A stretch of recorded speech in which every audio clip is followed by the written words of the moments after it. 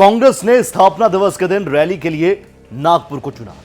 यह शहर राष्ट्रीय स्वयंसेवक संघ यानी आरएसएस का गढ़ माना जाता है। नागपुर में कांग्रेस ने रैली से लोकसभा चुनाव के लिए शंखनाद कर दिया। यह साफ है कि राहुल गांधी कांग्रेस और देश को यह संदेश देना चाहते हैं कि 3 राज्यों में मिली हार के बाद भी पार्टी का कॉन्फिडेंस हाई है और वो 2024 के लिए पूरी तरीके से तैयार है।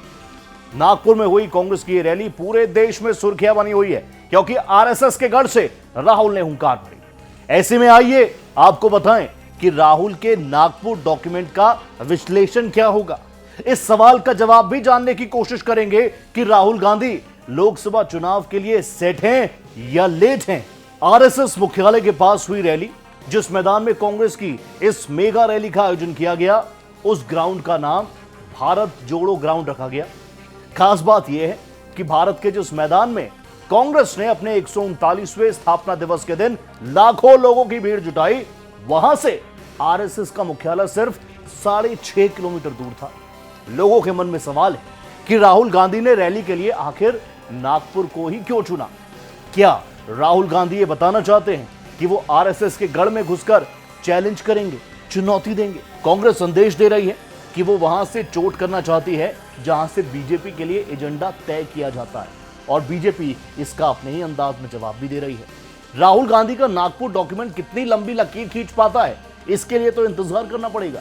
लेकिन इस बात में कोई दो राय नहीं कि नागपुर का चुनाव करके कांग्रेस कैडर का मनोबल बढ़ाने में वो कामयाब जरूर हुए हैं। नागपुर क्यों है कांग्रेस का गढ़? नागपुर को कांग्रेस अपना गढ़ क्यों बता रही है, उसे समझने की जरूरत है। 1952 से लेकर अब तक नागपुर लोकसभा सीट पर 18 बार चुनाव हुए, जिनमें से 13 बार कांग्रेस की जीत हुई है। बीजेपी ने 3 बार नागपुर लोकसभा सीट पर चुनाव जीता है।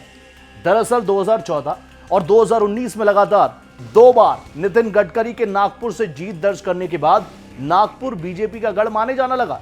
हालांकि वो शहर नागपुर ही था जब इमरजेंसी के ठीक बाद पूर्व प्रधानमंत्री इंदिरा गांधी ने रैली की थी और विदर्भ रीजन की सारी सीटें कांग्रेस ने अपने खाते में ले ली थी। नागपुर से 2024 के चुनावी कैंपेन का आगाज करने के पीछे सिर्फ आरएसएस फैक्टर नहीं है। कांग्रेस महाराष्ट्र के उस हिस्से को और मजबूत करना चाहती है जो उसके लिए बड़ी ताकत साबित होता रहा है। नागपुर चुनने की यह भी वजह रही, लोकसभा चुनाव के लिए नागपुर चुना गया क्योंकि यूपी के बाद महाराष्ट्र वो राज्य है जहां सबसे अधिक लोकसभा सीटें हैं। 48 लोकसभा सीटों वाले महाराष्ट्र को कांग्रेस और मजबूत करना चाहती है।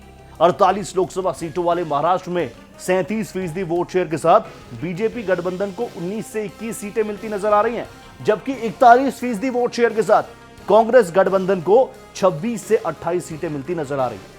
ओपिनियन पोल के आंकड़ों के मुताबिक महाराष्ट्र में कांग्रेस बीजेपी के मुकाबले मजबूत स्थिति में नजर आती है और राहुल गांधी महाराष्ट्र पर फोकस करके अपनी मजबूत स्थिति को और ज्यादा चाक चौबंद करने के प्लान पर काम कर रहे हैं। 2024 के लोकसभा चुनाव में पहली बार होगा जब कांग्रेस और उद्धव ठाकरे एक साथ चुनाव लड़ेंगे। राम मंदिर को काउंटर करने के लिए भारत न्याय यात्रा, राहुल गांधी का फोकस महाराष्ट्र पर कितना ज्यादा है, उसे इस बात से समझिए कि 2024 लोकसभा चुनाव में जीत हासिल करने के मकसद से राहुल 14 जनवरी को जो भारत न्याय यात्रा शुरू करने जा रहे हैं, उसका समापन मार्च महीने में मुंबई में ही होगा। सवाल पूछे जा रहे हैं कि क्या बीजेपी के राम मंदिर वाले मास्टर स्ट्रोक को काउंटर करने के लिए समारोह से ठीक पहले राहुल भारत न्याय यात्रा पर निकल रहे हैं। पूरे देश में इस वक्त राम मंदिर की चर्चा है। 22 जनवरी को रामलला के प्राण प्रतिष्ठा कार्यक्रम की चर्चा है। रामलला की मूर्ति कैसी होगी, कार्यक्रम कितना बड़ा कितना भव्य होगा, रामलला का दरबार कैसा होगा। राम भक्त इन सवालों के जवाब के लिए 22 तारीख का इंतजार कर रहे हैं और 2024 के लोकसभा चुनाव से पहले बीजेपी से बुना रही है। देश को बता रही है कि मंदिर को लेकर किया वादा बीजेपी ने पूरा कर दिया। बीजेपी इसे आजाद भारत की सबसे बड़ी घटना के तौर पर पेश करने का प्लान बना रही है। 19 दिसंबर को उत्तर से लेकर दक्षिण तक तमाम विपक्षी पार्टियों का इंडिया गठबंधन बीजेपी के खिलाफ जीत की रणनीति बना रहा था और इस बैठक के बाद इस बात पर चर्चा हुई कि बीजेपी के राम मंदिर की काट विपक्ष को ढूंढनी होगी। बुधवार को राहुल गांधी ने भारत न्याय यात्रा शुरू करने का ऐलान किया और खास बात यह रही कि राहुल गांधी भारत न्याय यात्रा राम मंदिर समारोह से ठीक पहले शुरू कर रहे हैं। 15 जनवरी से पूजा पाठ का कार्यक्रम शुरू हो जाएगा और राहुल गांधी भारत न्याय यात्रा 14 जनवरी से शुरू करने जा रहे हैं। राहुल की भारत न्याय यात्रा करीब 1 साल पहले राहुल गांधी ने भारत जोड़ो यात्रा की थी, आपको याद होगा। राहुल गांधी ने आगाज किया था दक्षिण से और कन्याकुमारी से चलकर 136 दिन बाद कश्मीर में यह सफर तय हुआ। भारत जोड़ो यात्रा को राहुल गांधी के पॉलिटिकल करियर में एक बड़ी उपलब्धि के तौर पर गिना गया और अब ठीक एक साल बाद राहुल ने लोकसभा चुनाव से पहले यात्रा पार्ट 2 के तौर पर भारत न्याय यात्रा निकालने का ऐलान कर दिया। भारत न्याय यात्रा 14 जनवरी को पूर्वोत्तर राज्य मणिपुर से शुरू होगी। 67 दिनों तक चलने वाली इस यात्रा के जरिए लगभग 6200 किलोमीटर का सफर तय किया जाएगा। राहुल की भारत न्याय यात्रा 14 राज्य और 85 जिलों से होते हुए गुजरेगी। ये यात्रा मणिपुर, नागालैंड, असम, मेघालय, पश्चिम बंगाल, बिहार, झारखंड, उड़ीसा, छत्तीसगढ़, उत्तर प्रदेश, मध्य प्रदेश, राजस्थान, गुजरात और आखिर में महाराष्ट्र पहुंचेगी। न्याय यात्रा नाम कांग्रेस ने इसलिए रखा क्योंकि न्याय से मतलब है नारी, युवा और अन्नदाता। यानी राहुल की भारत न्याय यात्रा में नारी, युवा और अन्नदाता यानी किसानों पर फोकस रहेगा।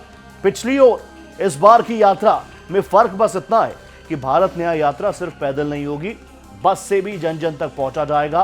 कांग्रेस की इस यात्रा को मणिपुर से शुरू करने के पीछे भी खास मकसद है।